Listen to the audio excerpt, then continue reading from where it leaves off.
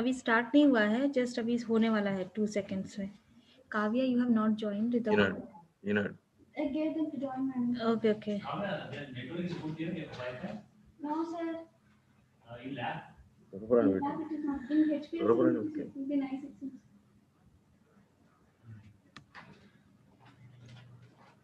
Sir, live YouTube. Okay. Okay. Sir, admitting the participants, I will be taking care, sir. No need to worry about that one, sir. Okay. Okay. Don't make them co-host, huh?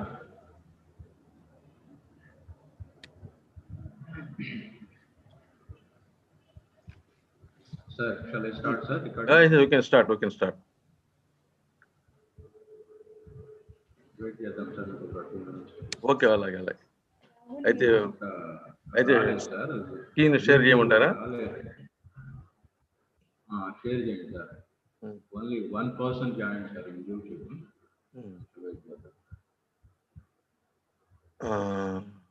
Host disabled participant screen sharing. కొద్దిగా నాకు ఇస్తారా అది host చేయడానికి? నాకు ఇది host disabled participate screen sharing ఉంది చూడండి. నాకు okay.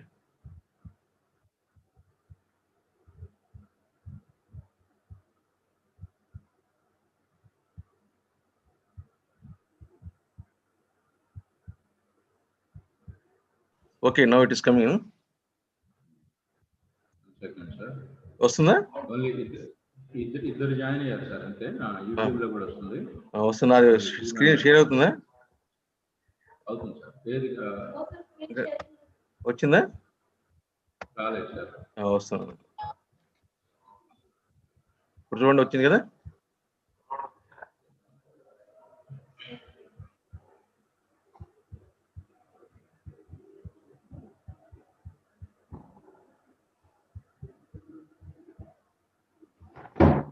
Sir, please make it full screen, sir. Okay. Screen now it is visible. Yes. Is my screen is visible? Yes, sir. Yes. Okay. Now it is visible. So.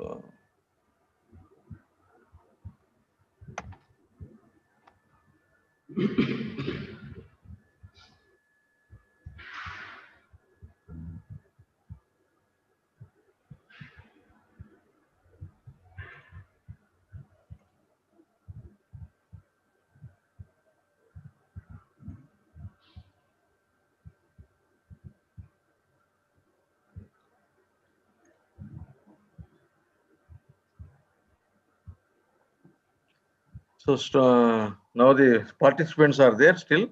Well, shall we wait for some time? Only 2 participants. Okay, I will wait for 5 minutes. Let's say. Okay.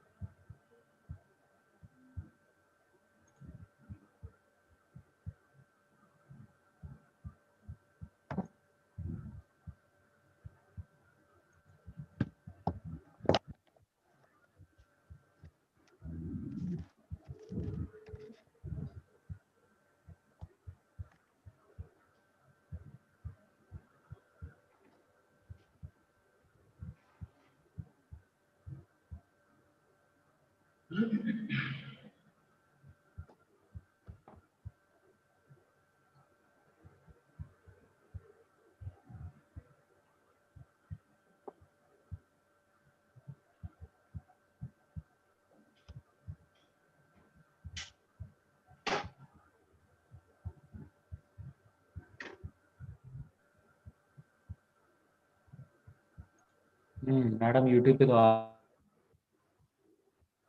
गया है video. Sir, మన regular schedule ప్రకారం వెళ్ళిపోదాం sir. Okay, just you can start. Okay. Okay, I will say introduction and then I will ask you. Yes.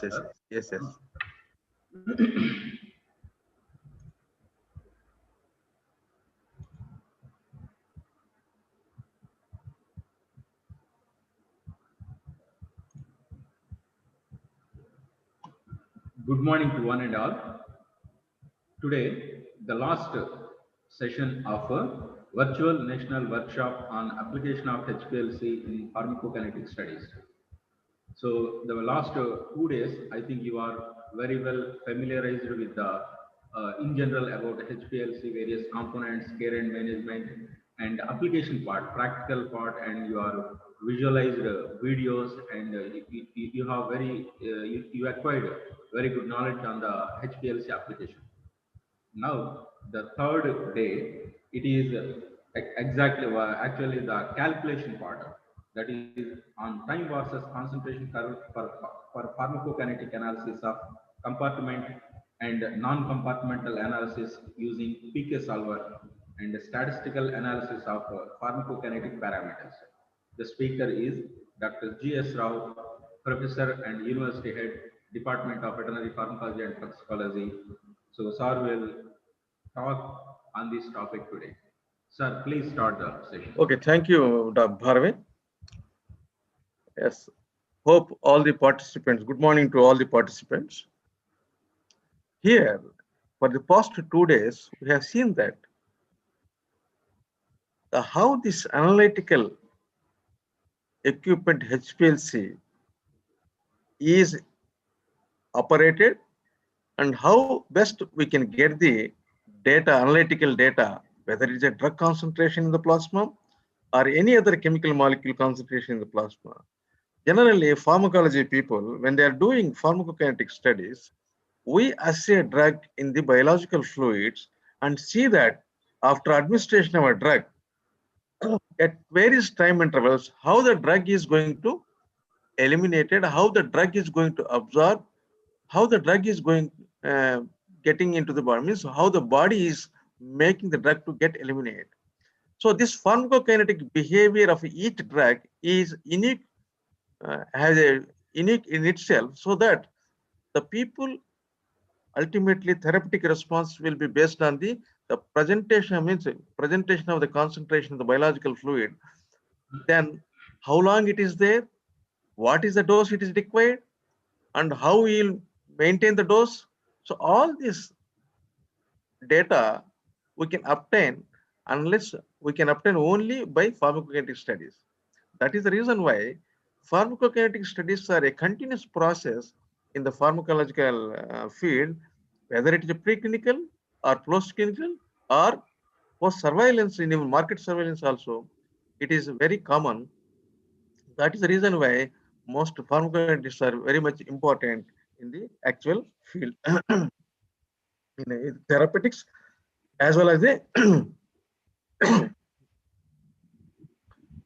in the drug development also. Let us see. Yesterday, the speaker has shown that how a drug of meloxicam, after administration in the bird, after collecting the blood and ultimately assayed by HPLC, the different concentration. So then how this can be analyzed now? Let us see. So my today's my topic is basically how this time versus plasma concentration of meloxicam, which is obtained in real time. The data was shown by the yesterday speaker by doing the work in the laboratory, and it was shown to you. The same data, let us analyze so that we'll have the real time pulse for us to see that how the data is coming. Then it is a graphical representation of data. Then how this data is compartmental and non-compartmental methods we analyze. Then for getting the both compartmental non-compartmental methods, we are using PK solver, which is a free Microsoft Excel program developed by some scientists from China. Then statistical methods for comparison of pharmacokinetic parameters like half-life, elimination rate constant, and AUC. So what is the difference on normal parametric statistics, and is there any other statistical method we use for that? Then what is the reason for that? Because by many regulatory authorities, FDA, they actually, drug development authorities, they actually see that you have to use certain statistical tools for analyzing these certain pharmacokinetic parameters, not routinely use statistics methods. So what is the reason behind this? Let us have a discussion today so that with the data which is available, with data which really we are doing by the real time, what we got yesterday. So this is the data yesterday got by HPLC. The meloxicam after oral administration at 2.25 milligram per kg body weight. So these are the time intervals, 10 minutes, and ultimately converted into hours. So these are the time interval. Then this is the concentration we got for various time interval by HPLC. Then when it is represented by graphically in arithmetic scale, you see that there is a, this is absorption phase. After reaching the Cmax here, then there is a fall of the blood concentration over the period of time up to 36 hours. So it looks like in arithmetic, there are two peaks. One is Tmax here, the another Tmax is here. When we have two peaks, generally we think of it is enterohepatic recycling may be there. But this particular drug in this word of this dose, really it is having enterohepatic recirculation. Let us see that generally graphical representation we do in log scale, semi-log scale, where the concentration will be in the log scale, when our time will be the arithmetic scale. So let us see. Now, after observing the same data in the log, this is the log scale. You see that there is a completely almost straight line. There is no double peak, means double peak is showing here because the peak may be the concentration may be high, especially here there is a one peak 473 or 49. This one, there are two peaks are there. It is 1.5 hour or 3 hour. That is the real observed data. But when you see this extravascular administration, then this is a graphical representation of the yesterday data. Then how we'll go, how to analyze and getting the pharmacokinetic parameter. Let us see. Okay, when you want to analyze, we have two options here. One is compartmental method, the another is non-compartmental method. When we know that this is the oral administration, that means extravascular administration. Let us see what is the, so this is the extravascular administration. In the extravascular administration, there is a simple bi-exponential equation is there, which can describe the drug behavior if there is a first order absorption followed by decline. After reaching Cmax, there is a decline only in a single phase. That means whenever the fall of the drug is there, it is from the central compartment. The compartmental methods is an assumption. Means it is really body never be in a compartmentalized. But to have a quantification and declining behavior of the drug, generally we assume that body has a compartmentalized because there is a perfused organs. Ultimately the blood is traveled through the blood. Means drug is traveled through the blood. That is a central compartment. Whether it is a absorbed, distributed, then later get eliminated. So that means the final elimination of a drug is from the central compartment, that is from blood or plasma, that is water component. So that means your compartmental theory is having one word, the final word is the final elimination of the drug is from the central compartment. That means there is one slope will be there final. Prior to the final slope, if there are any other slopes are there, based on the slopes, we can simply say one compartment or two compartment or three compartment based on the phases of declining of the drug in the body. Then, whereas non-compartmental method, it is based generally calculate as observed as it is, observed data as it is. There is no assumption. Generally, there are two parameters we determine by calculating the observed, that is AUC and AUMC, that were determined based on the actual observed data after drug administration. These AUC and AUMC are determined by the trapezoidal techniques. This trapezoidal techniques further maybe a linear trapezoidal or log linear trapezoidal. That depends upon the investigator. He can do it based on his view on the data. Okay, the data now we got yesterday. We can subject to the compartmental methods and non-compartmental. First, we will go the compartmental methods where it may go for the bi-exponential equation. That is, plasma drug concentration at T anytime it is ultimately equal to the. It is just like linear fashion. It is a linear equation. Okay, general theoretical mode means when you are extravascular, the GI tract it will absorb and it will reach to the blood central compartment. From central compartment it reach to the peripheral compartment. Again, the peripheral compartment will come back to central compartment. Then it will be eliminated. So whereas in our this data, our data, you can just see where is a like this it has gone. So there is only one slope is there. That means it is one compartment. But this one compartmental with the first order absorption. So the bi-exponential equation, what he described, it will be sufficient to describe this drug behavior efficiently or effectively and scientifically. Okay. Then generally, when you are doing manual calculations, we will calculate a slope, that is then one intercept. So since it is one compartmental, we can simply go for like this. Then afterwards, we can see the drug in the absorption phase. Then we will get another rate constant.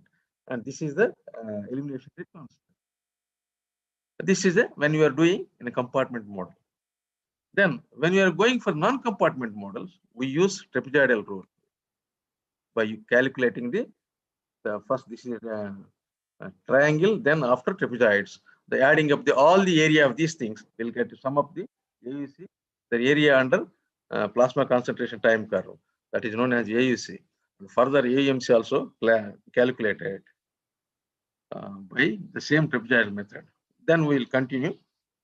See, if you want to do either compartmental or non-compartmental, we have a program, the PK solver, which is published in 2010 in Computer Methods and Program in Biomedicine by the Zhang et al. So this is basically it is a menu driven add-in program in the Microsoft Excel written in Visual Basic application for solving the basically pharmacokinetics and dynamic data analysis.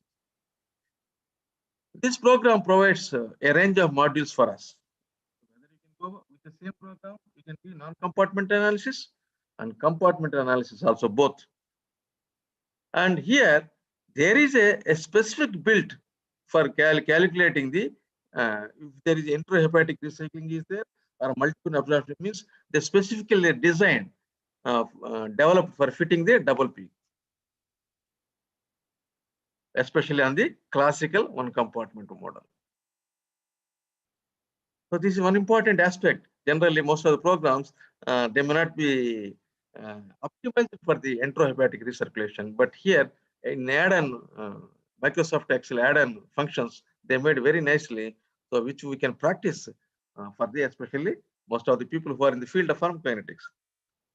So in addition, this PK solver, it will calculate at least 20 frequently used pharmacokinetic means distribution rate constant, AEMC, VDXS, Cmax, and all rate constant, many parameters, the derived parameters, it will give in one stroke by in Excel spreadsheet. Then another important thing is very simplified. And we can also data generated, there is option for you can have the Microsoft Word, you can convert, so that Word document also you can convert.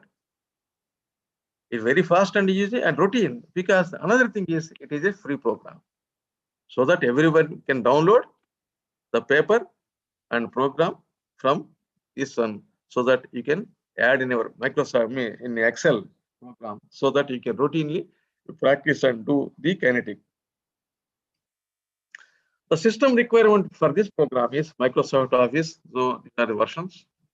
So if you require any contact and support upgrade, so you can go for this. You can contact the others. Then, okay, PK solver is available in the net. Download, you can download. After download, how you can add into your computer? So there is an instruction. They have given instruction. So here PK solver, how to install. So once you go there, browse it and download. Then first you have to use solver add-on function, because unless solver add-on function is there in our Microsoft Excel, this PK solver cannot run. So that means you can add solver add-on function. After going for then click the data and tools will be there. From the tools you will get add-on instruction. So this dialog box will be there. Then you can browse it and get where in which folder you have put on this solver add-on. You can simply add on, and later you go ahead for the adding the PK solver also. So it is very easy to add on. Then let us see this data which we got yesterday. Let us see how we can establish. First, we will go for the compartmental. See, when the PK solver is there, you can just drop down. Then there will be a different methods are there here. Techniques are there. I am collecting. First, I am going extravascular since it is more administration. Then I have selected the compartmental, one compartment, since it is having one slope. In the when you see the representation, you have seen that it is a graphical print, is a semi-log paper. Only one slope is there. So I have selected one compartment and extravascular. Then after selecting this dialog box will come, one compartment for extravascular input. Then there is a you can put your cursor here on time. Then you drag and from to starting to ending type. Then again you can drag and you put your cursor. Then you can drag on the concentration and fill the. Then the time units, what you say, whether it is hours or minutes, you can drop down with hours, or if there is minutes also there. What is the concentration of the plasma? What you calculate is maybe microgram per ml or nanogram per ml. That you can do it. And what is the dose you administered?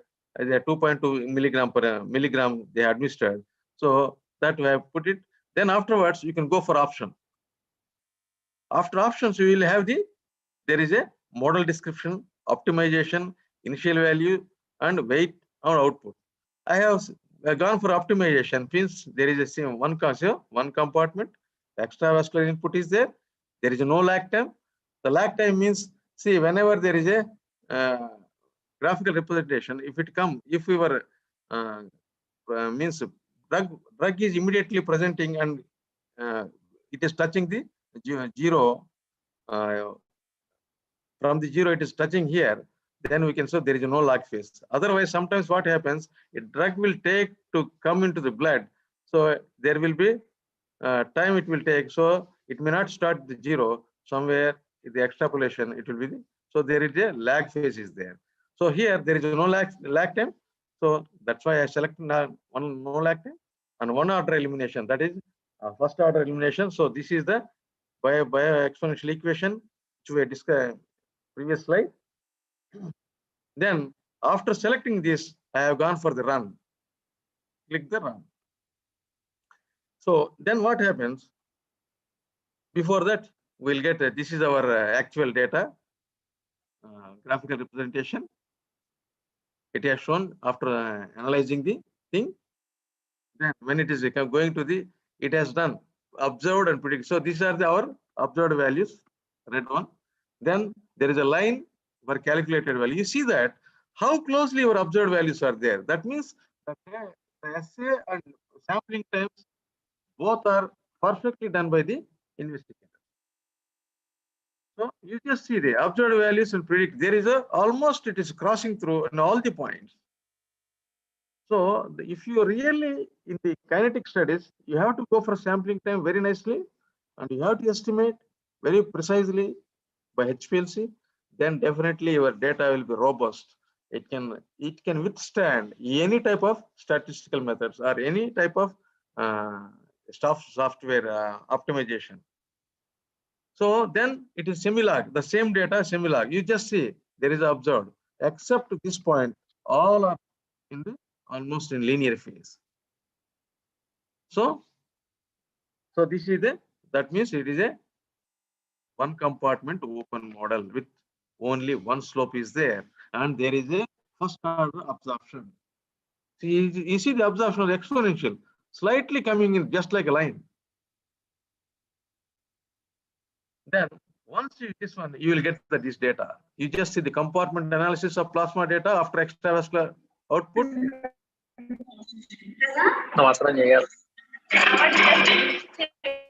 Okay.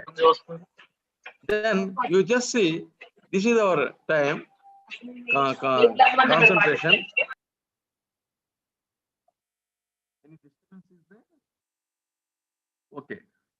Now you just see all the parameters they calculate. Absorption of life is there, and elimination absorption rate constant is there. The A intercept is there, and Tmax, and everything it has calculated, and it has given a data. And we have seen that there is AAC, archaic information criteria. I will discuss later what it is. So we now whatever the data, now we completed the compartment analysis. Then let us see the other part, the same data, we go for the non-compartment analysis extravascular route. We can the same PK soft solver. We can go for another sheet immediately. Click the add-on sheet so that you will go for that. The same data it will take. You see the non-compartment analysis extravascular. Then afterwards, once you chosen this one, again it will come. Now you have to take the time here and concentration you can drag in. Then you go for the same time units, whatever it is, then go for again option. When you are option, I just seen that there are two double peaks are clearly observed from the concentration. I have selected this one. Then that's the reason there are two one is Tmax1, Tmax2. And there is no lag time. So here we have seen that what are the optimization parameters, lag time, other things are there. Then after that, again, after options I have selected, then I have made a run for the same data to run the analysis. Then what we got it. So this is the non-compartment analysis of the same data, which you see that AUC is calculated, AUMC is calculated by linear trapezoidal method. You can, because here the option is also there, log linear is also there, linear is also there. Based on, you can either way you can do it. So both are acceptable, and you can see the other parameters. Okay. Then now the same data I am going for the enterohepatic recirculation for extravascular input. Is there any difference? I would like to see. So you just see the optimization here. Oral dose, systemic circulation. Again in the, it is coming in the gallbladder, means in the bile it is coming back to the GI tract. Enterohepatic recirculation. Then I have selected. So this is the option I have taken for enterohepatic recirculation. Then I have run the same data. And same, ultimately it is coming only, it is showing Tmax. There are two Tmaxes. Probably you can see the half-life is 6.2. When you see the compartment, it will be different because there is optimized for 5 to 5 hours, I think. If I will go back, I will see the checking. So now we have to see that whether the chicken, one part only we have done. You can see the reported literature. Probably it will be 5 to 6 hours. The meloxicam, any reported literature is also there in the half-life. One can check and through and see that whether it is matching or not. Then, okay, when you are using a PK solver, there is another important Microsoft Excel add-in program is their PK function. This PK function is basically add-on function only for the non-compartmental methods only. Non-compartmental. Whereas PK solver, we have both compartmental and non-compartmental. Both are free programs. You can also you can add in the, so PK functions Microsoft Excel. So these are the Joel Osanki et al. So it is also available in the internet. You can download, you can simply add. Here it's very simple one, rather only non-parameter and non-compartment. Okay, let us come to the in non-compartmental, how they will do. We don't have any software. Okay, let us see the whether we can do manually non-compartment, because observed data as it is there, we don't require. Let us see whether same data we can do with calculations. Okay, in non-compartmental, the crux is we have to first is area triangle will make. We know the area triangle is of BH. So here the difference of time interval and difference of the concentration in the first. Then area of trapezoid is also difference of the time interval and addition of the concentration, so that we can add all the 0 to t means from 0 hours to the time last concentration you have taken for estimation of drug. Suppose in this case 36 hours. So the 0 to 36 hours. Area of triangle and area of all trapezoid you can sum up, you will get AUC. Then there will be, suppose sometimes you have calculated AUC, suppose it is coming this way like this. This is our 36 hours. So, but if you extrapolate further 0, there is some more area that is T to infinity, we call. So this also can be calculated by T to infinity. So T to infinity you calculate by concentration of the last concentration, that is 36 hours. What is the concentration here? And divided by the elimination rate constant beta. So you will get some value that will be the T to infinity value. So this T to infinity value will give us an idea that suppose if it is less than 20% of the total area, that means it is actually your data is acceptable for bioequivalence studies. When you are comparing two drugs, two different formulations of the same generic drug, which is having more bioavailability or which is having more efficacy, depending upon the, so because AUC means the amount of drug is present in the body. Suppose you have taken ciprofloxacin of Pfizer or ciprofloxacin some other Ranbaxy, both are 500 milligrams. When you are taken, so if you have made a bioequivalence studies, probably one of these company may have better bioavailability than others. It all can be you can visualize by doing the this type of kinetic studies and measuring the AUC, relative AUC. Then in non-compartment model, we will calculate AUC, we will calculate AUMC also. So AUMC is it is a parameter required for deriving the MRT or others. Otherwise, as an individual parameter, it doesn't have any significance like AUC. But we require AUMC because area under first moment curve, because statistical moment theory, the 0 moment is AUC and first moment is AUMC, and second moment is variance of the mean residence time. That's why MRT sometimes considered as a root of a MRT. Root of variance is for residence time is nothing but BRT. What is root of BRT is MRT and mean residence time, which is the analog of half-life when you are deriving from the compartmental methods. Okay. So let us see for this data whether area under curve we can calculate. So here we know that the exactly observed data. This is our time. This is a concentration. We got it. First is triangle of this is a time because there is no, that is the only time available here. Then concentration is then we got it. Then coming to this one, you want to make a trapezoid for here for these two. So then off into the time difference between this and addition of the concentration, this and this you add, and ultimately you get this is the trapezoid area.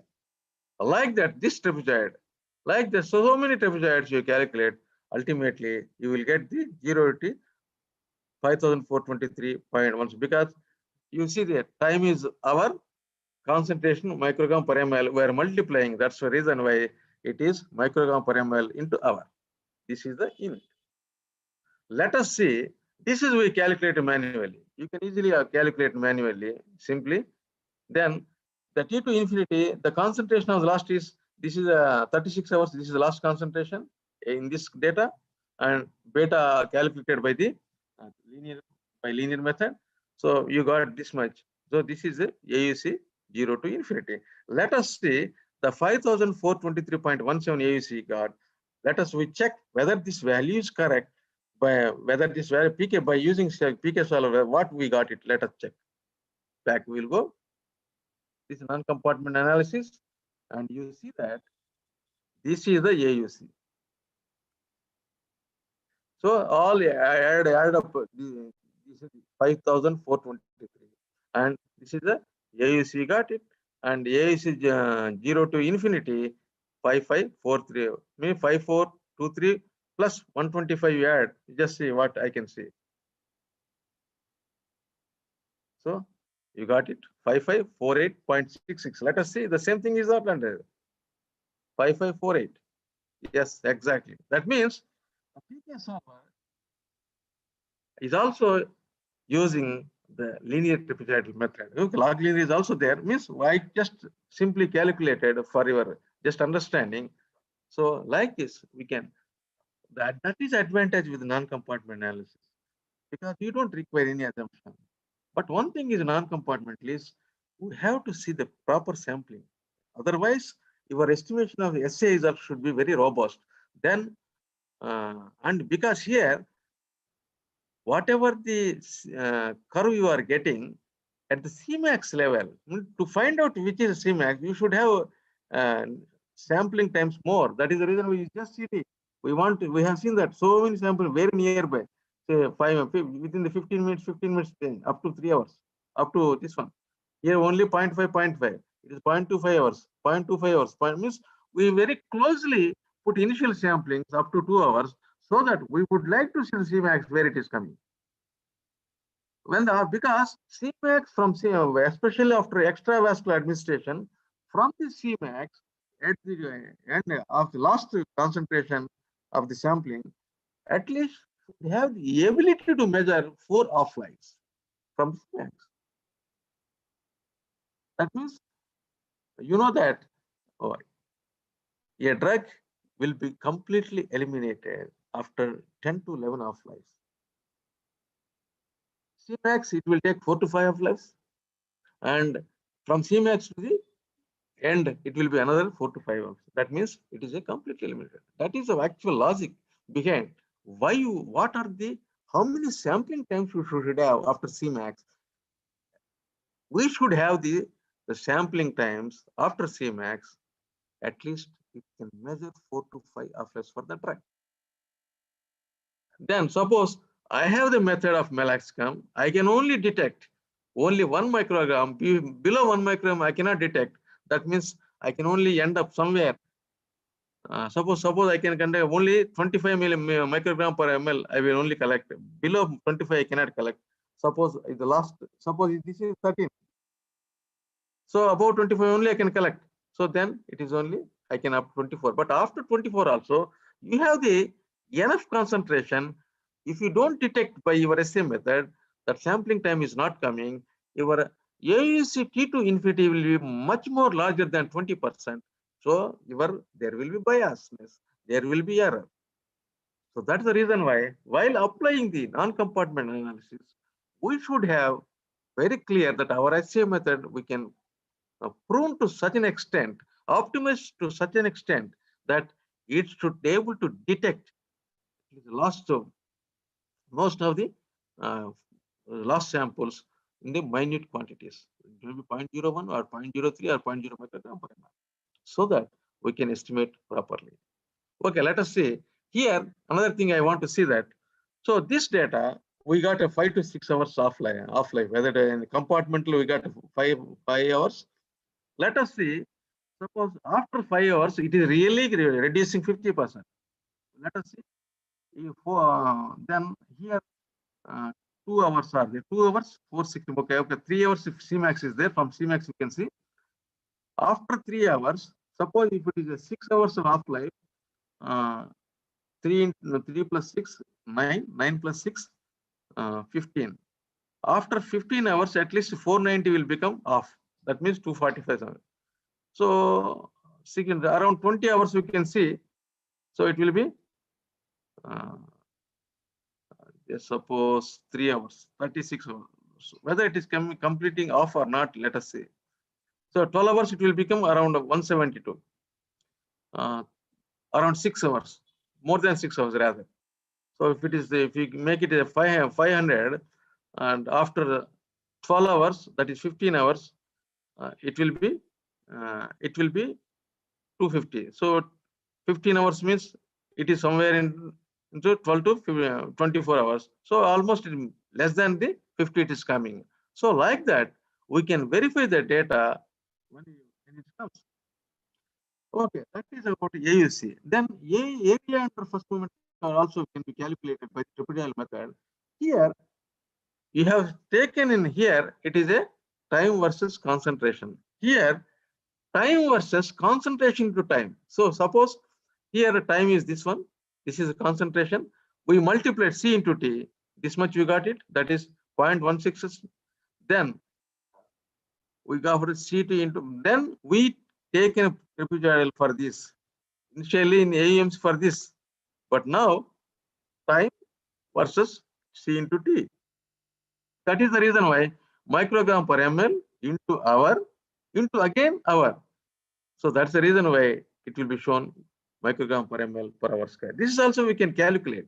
So in a similar way, you can try the same data by using by after getting this after lecture is over. You can also, somebody can try AUMC and get what that AUMC you can match with what you are getting in non-compartmental analysis of the same data by the PK solver. Okay. Okay. So far, what we have done is yesterday we got some data, meloxicam after oral administration in the chicken.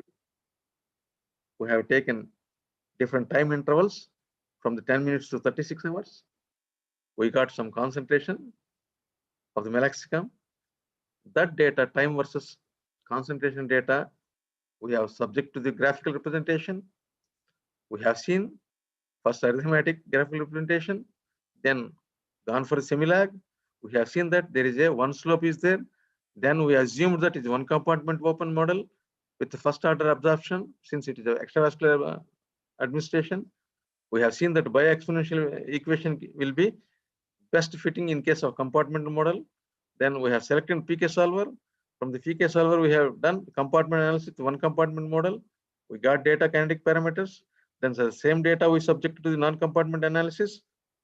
Then we got some parameters. Then we have seen the logic behind non-compartment model where the AUC is calculated, AMC calculated, even AUC can be manually calculated. We can calculate it and see that, but there is a means exact it is matching. Then the other pharmacokinetic parameters, which are derived parameters from the data of the half-life, AUC, AUMC, and Cmax, Tmax, and elimination rate. Rest of them are completely derived parameters. Like T half beta is, because this is a natural log, 0.693 is a natural log value. So that we'll calculate like this. And AAC by compartment you can calculate like this. AMC by compartment methods you can calculate. And MRT is this one. And like that, different kinetic parameters we can calculate it based on the formulas. Once you obtain the AEC, AEMC, half-life, and A intercept, B intercept, and rate constants like all absorption rate constant, elimination rate constant like beta, and rest of the things we can do it. Then, okay, this is the kinetic parameters we are getting when we are doing a analyzing the data by the PK solver or any other software process. There are so many. Win online is there, PK fit is there, so many rather drug regulation authorities are using many commercial available software that also can be used, but the basic for this entire programs are the same. And PK solver actually tested with the compared with the WinLAN and other things also, and it appears to be a very good, robust, freely available software where the students can practice and learn the things and how to calculate and how to get the kinetic parameters. Then once after getting kinetic parameters, many times in research publication when you made, some people they have a different, every referee's comments that we have submitted the half-life is arithmetic mean, why can't you use, or harmonic mean, why can't you use geometric mean, and why your data when you are going for the normal parametric testing like standard deviations and then comparing the t-test, and if the two groups are there, or other tests when there are 2-3 groups are there, all the parameters after calculating, then mean and this one, they will always, sometimes they'll see that. So the arithmetic or parametric statistics are not suitable for the kinetic data, but still there are 70% publications still published. But actually regulatory authorities, they have the some guarded opinion, because it is guarded opinion at the same time it is a logical opinion also, so that when you are comparing things of a different brand of drugs by equivalency, so arithmetic or parametric statistics is not because not at all suitable sometimes, because parametric statistics always rely it normal distribution, because when the significance is ultimately calculated or significance is observed based on the deviation from the normal distribution between the treatment and normal. And but whereas normally in the world, whole numbers will be there. Subjects are whole, not fraction. Like that, fractions and logical means log distribution may not be available in the normal distribution. That is the reason why most of the pharmacokinetic parameters, what we do, again we log transform prior to the statistical analysis by the parametric test. That is also false. Why? Because drug concentration fall exponentially and have exponential half-life. Not just like arithmetically, it won't fall just 2, 4 like that. It is exponentially rather, just like a 1, 4, 10-fold like that. It was then demonstrated that the pharmacokinetic parameters are therefore calculated on log scale. Because of their exponential nature, they will be calculated on the log scale. Especially the rate constant lambda or beta, what you call, or elimination rate constant, has units due to this fact, and half-life can only be derived directly from this parameter because it is on the log scale. Okay, because we have to derive this rate constant only by log scale, and because we got log scale because what is the half-life? There is a natural log constant by lambda. So this is a factor of the natural log 2 or 50%. So naturally you have to go for the log scale only. Then using logarithmic transformation, the general linear statistical model, which were y is equal to mx plus what we are employed in the analysis of Cmax and AUC, it allows interferences about the difference between the two means on the log scale, which can be retransformed into the inferences about the ratio of the two algorithms. Means here, most of the times in parameter, we are comparing the means, how these two means are different. But actually, in the AUC, how these two ratios are different. It is not the mean. Suppose the formulation of what is in the how much ratio it is different. 70%, one is 70%, another 90%, another 100%. It is a ratio, Means it is 7 times 70 to 10, 100 or 90 to 100. Like it is a ratio. So that's the reason why logarithmic transformation thus achieves a general comparison based on the ratio rather than the differences. We are not comparing on the mean differences, we are comparing on the ratio differences, especially in case of the AUC, which is a parameter used for the bioequivalence of the drugs. Despite all the arguments for summarizing the data on the log scale, because recently British Journal of Clinical Pharmacology demonstrated that 3/4 of articles quote arithmetic means with no reference to geometric mean. Geometric mean or harmonic mean is a preferred statistic variable, especially in case of the log scale, where we are using a half-life. Generally, arithmetic half-life will, because we calculate the half-life for each subject, then we'll go for the normally mean, average simply. But that average is arithmetic mean. Generally, the geometric mean or harmonic mean is preferred because they are on the log scale. They are not really on the arithmetic scale. The recommendation, therefore, is that geometric mean should be quoted. You do whatever other parameters you want, but geometric mean should be quoted in all the summaries of the pharmacokinetic effect of any compound. Means what is half-life? That half-life means based on that interval is there, dose interval. Those half-lives, they are not on original arithmetic because the rate constant 0.693 is itself natural log 2. So it should be on the log scale.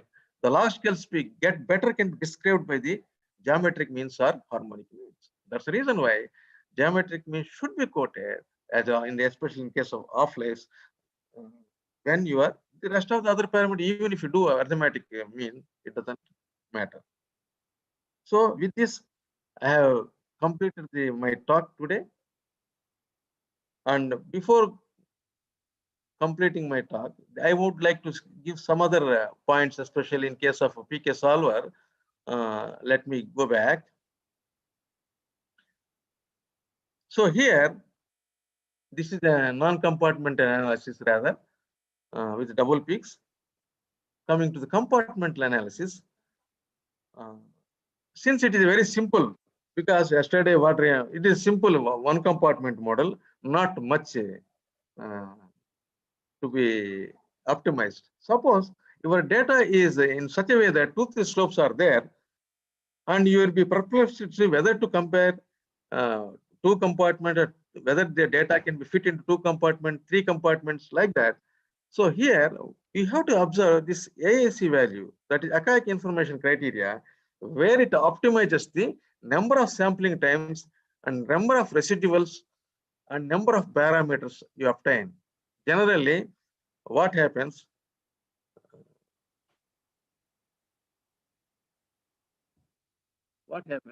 Suppose you have the same data, you fitted into the two compartment, you got AAC value, some 100. You got fitted into three compartment model, the same data, you got 200. You got the same data in one compartment, you got AAC 130. This is also Bayesian criteria, PIC also there, and many people call this is a archaic information criteria. Because generally in one compartment, two parameters you will calculate, get the from the one is one intercept and one slope. That means two parameters we are getting. If one compartment, two parameters. Suppose if two compartments, you are getting 2 into 2. That means one intercept, one intercept, one slope, and one intercept, one slope. So 2 plus 2, so 2 plus 2, it is a 4. Suppose three compartments, you will get 3 into 2. Means each compartment you are enhancing, you will get, for each compartment you have two parameters, one slope and one intercept. So based on number of intercepts and number of slopes and number of sampling you have made, it actually arrive the archaic information criteria. It will minimize optimize the data, which is the robust. If the one compartment is robust, or 2-compartment assumption robust, or 3-compartment robust. So you get one AAC which has no units, you will get a number. Whichever is the lowest MIC, that will be the best fit. You subject the same data in all the compartments. So whichever is the lowest, that is minimum archaic information criteria, that is also called MAI. So minimum archaic information criteria, that will be the your criteria to see that which is the best fit. And when you are going for the compartmental kinetics. Again, there is a one more want to see here in compartmental kinetics.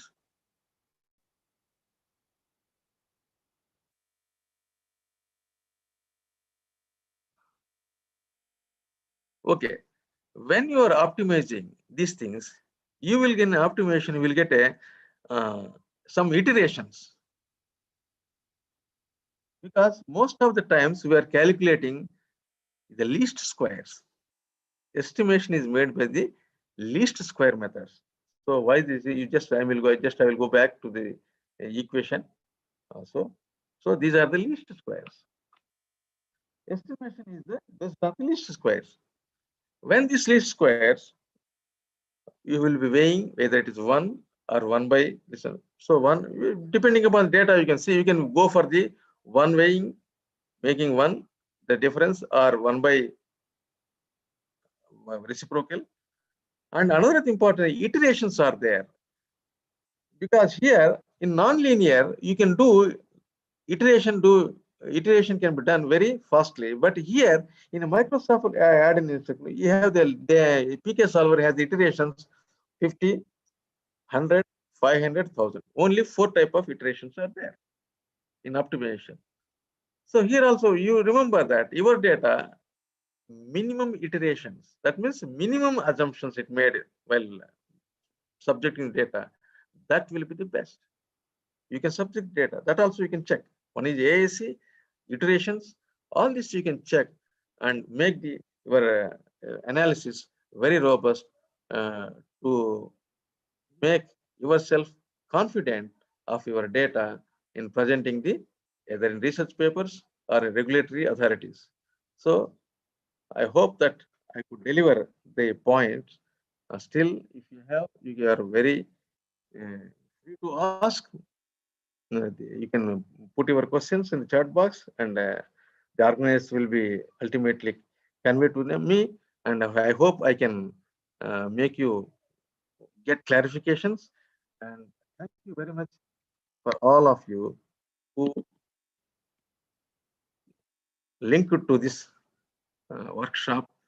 And thank you very much for all the organizers making this very, very punctual rather, and live, and more than that, make it easy to understand, especially the first 2 speakers.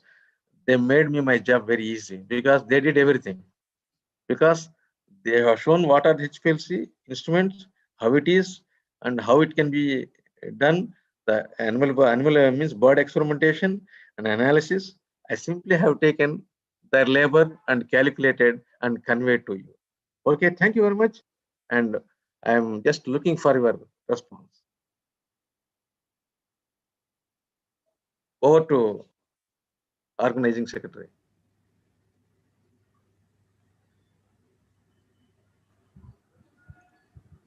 Sir, thank you very much, sir, for your elaborative lecture. Okay, if anybody is having questions, I can. One question, sir. So, can you throw some light on each parameters that are calculated by using this pharmacokinetic analysis? Okay, Like each half parameter. life, area under. What is the significance of each parameter Okay. in application That of I will do. HPLC? No problem. Okay. Okay, let me go through the parameters.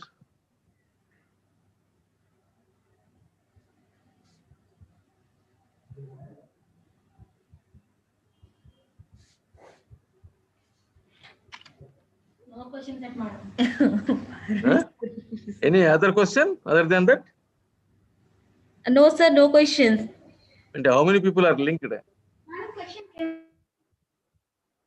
Okay. See here, the main, there are three important, okay, the question is what are the important kinetic parameters and what are their significance? So one thing I will tell you, in drug sense, there is clearance is one parameter and VD area is another parameter and T of life, or T of beta of life, elimination. These are the three important kinetic parameters. Based on that, we can, your entire drug behavior is dependent. The rest of the parameters will derived parameters, which will give whenever there is a suppose AUC.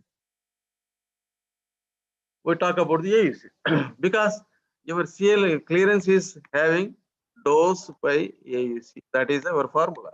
That means the important is the dose anyway administered is important. AUC is important to calculate the important kinetic parameter. Then let us see VD area. VD area is means dose divided by beta into AUC. That means elimination rate constant is also important. Then half life, it is nothing but 0.693 by beta. You just see that means everywhere there are two important beta is there, and at two there is a AUC is there. That means for calculation, beta is important. You have to calculate. AUC is also important. AUC tells about the area under plasma concentration time versus curve is the amount of drug when you administer present in the body. How much amount is there? Suppose you have some milligram per kg body weight you have injected, or you have orally given, or you are subcutaneously given. So whatever the route may be, how much really it is reaching into circulation, how it is coming, how easily distributed it is. Then coming to the, that means AUC is minimum. Then AUMC area also required to derive the MRT. So MRT is mean residence time. That is an analog of half-life. That means 63.3% of time taken by the drug. Means a drug to suppose half-life is 50% has come down in the half-life, whereas MRT is analog of similarly that is 50%. This is 63.3%. Concentration has been reduced. The amount has been reduced during that time. That means mean residence time means the drug is going to stay in the residence time in the body. What is the mean? Mean time means how long it is staying, how many hours it is in the body, whether it is a therapeutic response or some other toxic response.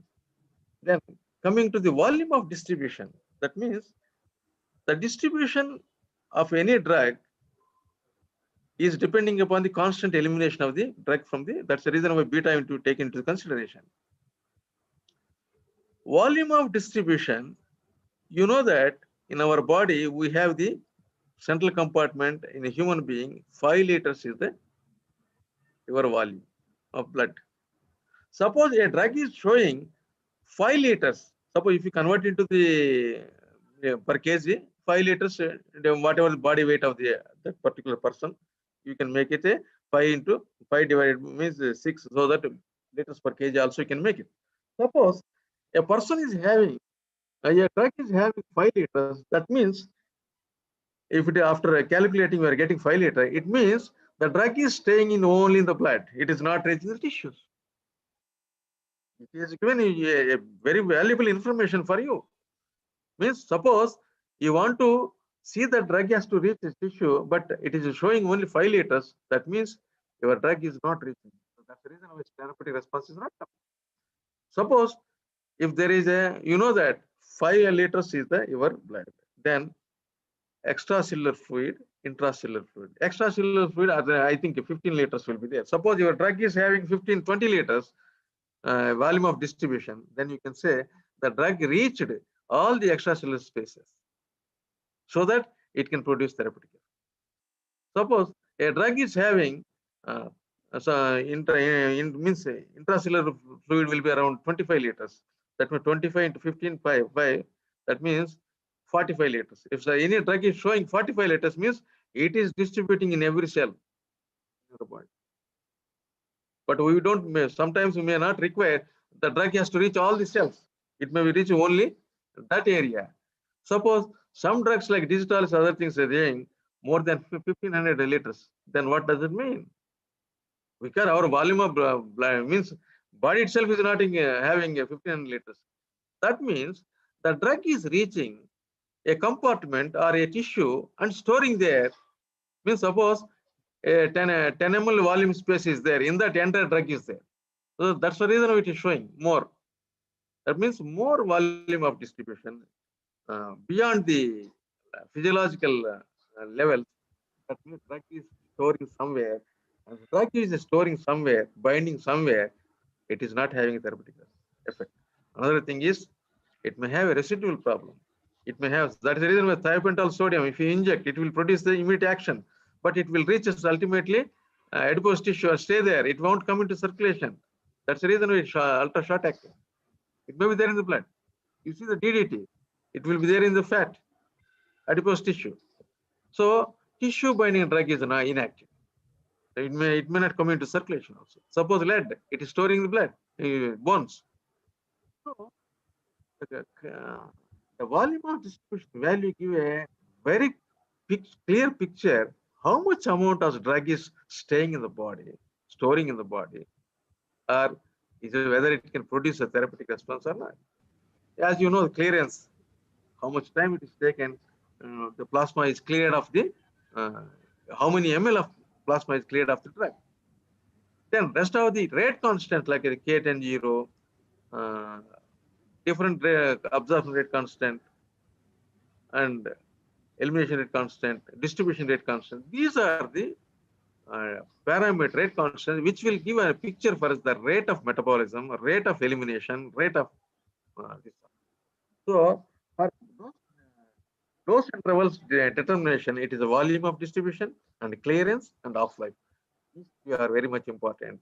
The rest of the most of them give us one is a derived parameter, another is a specific inference may not be giving, but it will adding up the data to the this clearance, volume of distribution and half-life. Okay. Sir, two more questions are there, sir. Okay.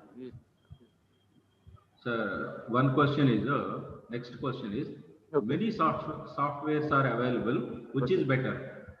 Okay, that means yes, many softwares are available, which is better.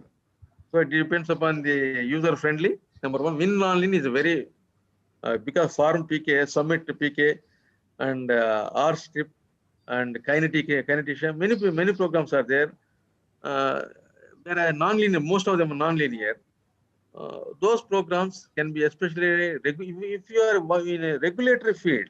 If you are in regulatory field, generally people are going for a WinLonLin because it is very old, means very widely used, and because you have to compare the data, what the drug regulations are people are using the software, those softwares which can be many, or for research purpose, you can use any other software for that. But in case of drug regulation purpose, you have to see that what are those software which are really popular and practiced in the field. That is the only judgment you have to make. Otherwise, we cannot say which is inferior, which is superior. But for students and academicians, I feel that PK solver you can use and PK functions you can use, and to some extent WinLonLin also you can use. Sir, next question, sir. Sir? Okay.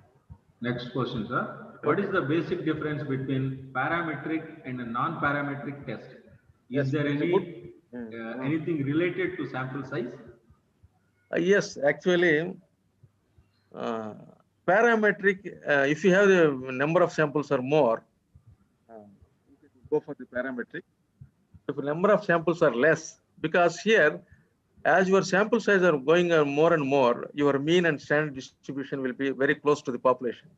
Whereas your sample size is very less, probably we may not be getting any deductions for that. Yes, there is a, because of your sample size and animal is size, number of animals used, number of experiment is less. You can go rank them, and so that you can get some scientifically valid or some judgment you can make for the data which you, because yes, sample size plays a role in non-parametric and parametric, but it is not exactly the same. But one proposition is that a sample size is having some difference. Is definitely makes a difference between non-parametric and parametric. Sir, thank you very much, sir. Okay. So now very nice presentation, sir. So now I start valedictory function of Okay. workshop, sir. Okay. So our associate dean, Dr. A. Ravi Garu, also joined he's online. Okay, sir. Okay, carry on. Okay, now I am starting. So, sir, Okay. the 3 days NAHEP sponsored virtual national workshop on application of HPLC in pharmacokinetic studies completed successfully. Now, for the valedictory function, I welcome Dr. A. Ravi Garu. Sir, is there? Sir left. Huh? You can put a message for him. Yes, he can. Yes, he's online. So I welcome Dr. A. Ravi Garu, patron and sponsorer of this workshop and associate in NTR College of Gannavaram. And I welcome Dr. G.S. Rao Garu, convener of this workshop and professor and University Department of Veterinary Pharmacology and Toxicology. And I welcome all the faculty of NTR CBSE and all the postgraduate students of the Veterinary Pharmacology and Toxicology Department and colleagues Afroz Jahan and Rahul Nadkar. And last but not the least, all the registered participants without whom this workshop would have not been possible. Sir, we are proudly say the 3-day workshop conducted very smoothly without any loss. During this workshop, we enlightened on various aspects of pharmacokinetics, such as about HPLC instrument and its care and management, and conducting experiment, generation of data, and analysis of such data for application purpose. So I thank all the persons who helped directly or indirectly for a smooth conduction of this workshop. Thank you one and all. So now I request Dr. G.S. Rao sir, the convener of this workshop, to say few words about this workshop.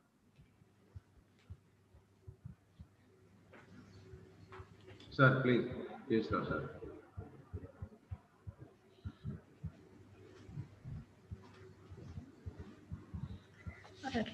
Mic mute. Sir, your mic is muted, sir. Okay. Thank you very much. And Associate in GRCVC Gannavaram and Dr. Bharavi and my fellow colleagues and students and participants and all other people who link to this program.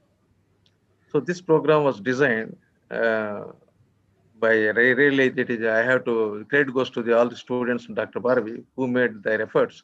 I am only simply I'm a background man. Since I worked in this field, how best I can convey the knowledge to, or whatever the knowledge I got in this field, I want to share with all the postgraduate students and this means people who are in the field of kinetics.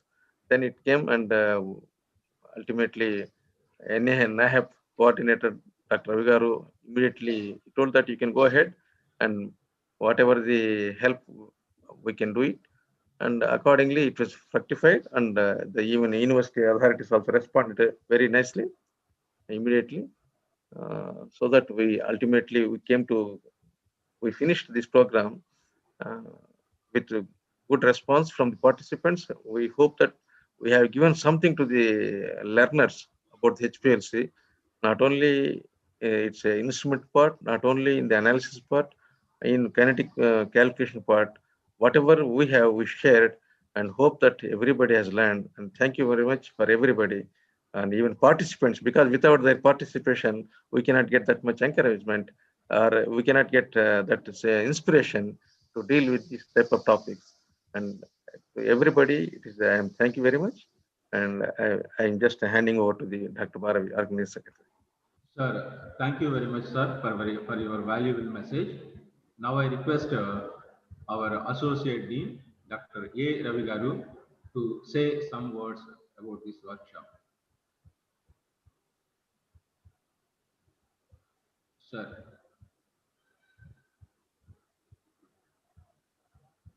Sir, Ravi sir, please. మీట్లో ఉన్నట్టుంది. లేదు sir, మీట్లో లేదు. Okay.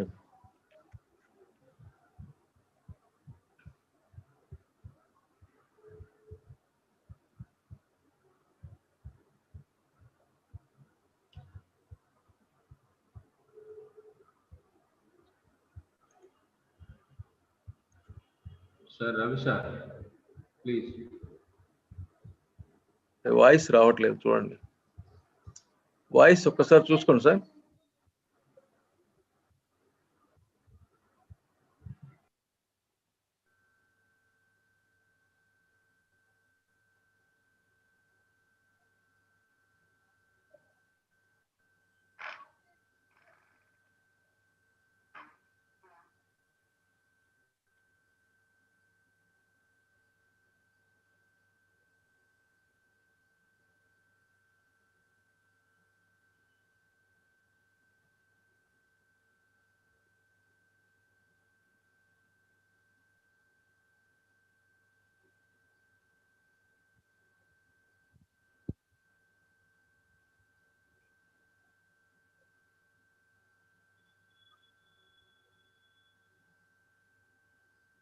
Rahul.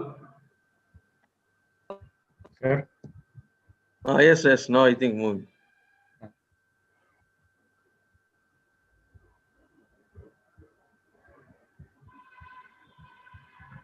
Rahul. Yes, sir. Go and tell to Associate Dean sir that voice is not coming.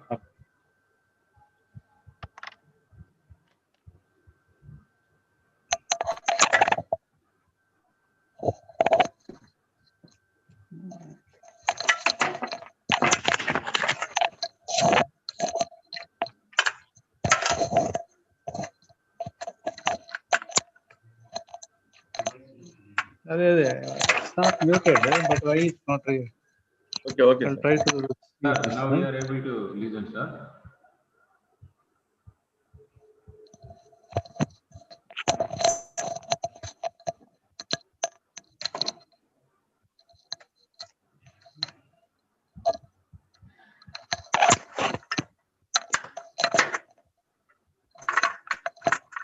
Ready చేసుకోవాలి అది ఎంత చెప్పినా చేయదు.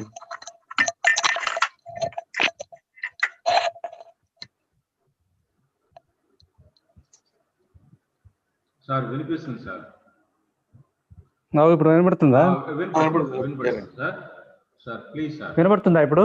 వినిపిస్తుంది సార్, వినిపిస్తుంది sir. Okay. Sorry for the disturbance. So doctor GS Rao garu, doctor Bharavi, doctor Ravikumar, Dr. Afroz, Dr. Rahul, I am glad that this virtual workshop on application of HPLC in Pharmacokinetic Studies was very well organized under the leadership of Dr. J.S. Rao Garu and active participation of Dr. Bharavi with cooperation from the faculty of the department. Actually, this is unlike the other webinars. This is a different one because this is something you have given knowledge to the participants about the use of HPLC, the concept, the maintenance of the equipment, and actually the virtual demonstration of how to use this. This is really a very useful topic and approach also I know all the paints you have taken. You have taken the camera from here and record all the things. So you have been working hard for this for more than 2 months, and it should be really a good experience for the participants to gain knowledge about HPLC and its application.